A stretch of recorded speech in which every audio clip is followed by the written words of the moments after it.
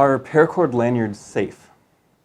Years ago, before I ever worked for Paracord Planet, I wore a paracord necklace. I fastened it with a double fisherman knot in the back, so it was really secure and adjustable even, but I realized after a while that I had a rope around my neck that could hold 550 pounds, which is far more than I weigh.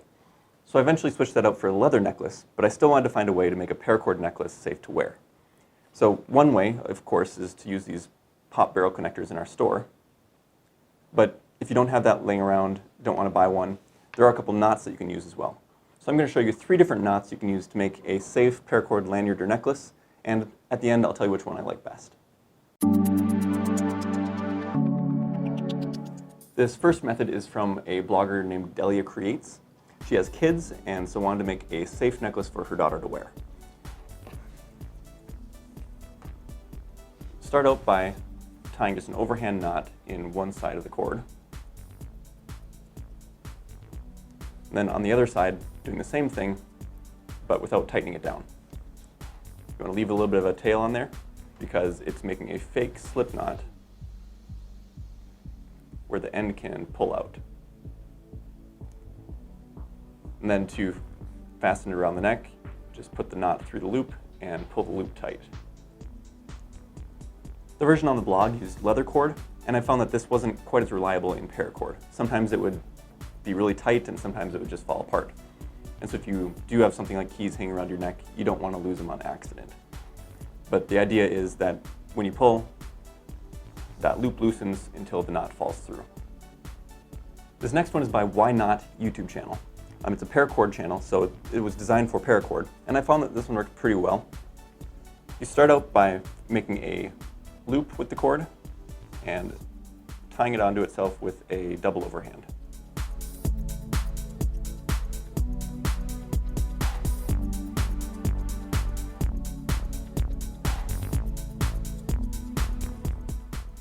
On the other end, we just do a simple fold and put it through that loop before cinching it all down,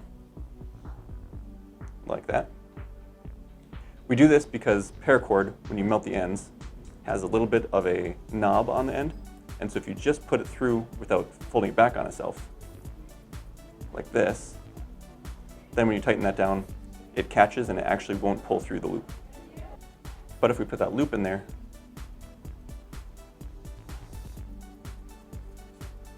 then when we pull it, it easily comes undone. This last idea comes from a small YouTuber, and we'll link his video down in the description. But it also uses double overhand knots, but it does it in a little bit different way. So we'll start out by folding one end over, and then we're going to be making a double overhand with the other end around all of those cords. So leave a little bit of slack, and then wrap it back around itself 2 times, and then back through the middle. We've got a video on this knot if you want to learn how to do it. So now we have this one knot that's tying it all together with both ends sticking out the same side. So you want to pull that double overhand nice and tight, and then we'll test it out.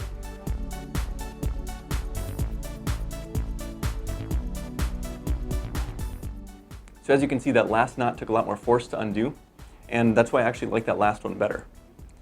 Along with the fact that you can cut these 2 ends off to make a really low profile knot, whereas these have cords sticking out in right angles.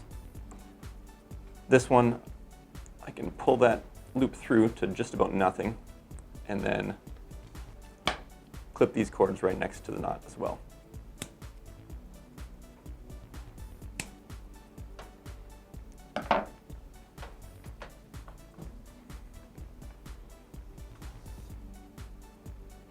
If you want a low profile knot that can let go a little bit easier, instead of a double overhand, you can do a single overhand. But I found that in paracord, which is pretty slippery, that knot is way too easy to undo, and so you'll end up losing whatever you are wearing around your neck.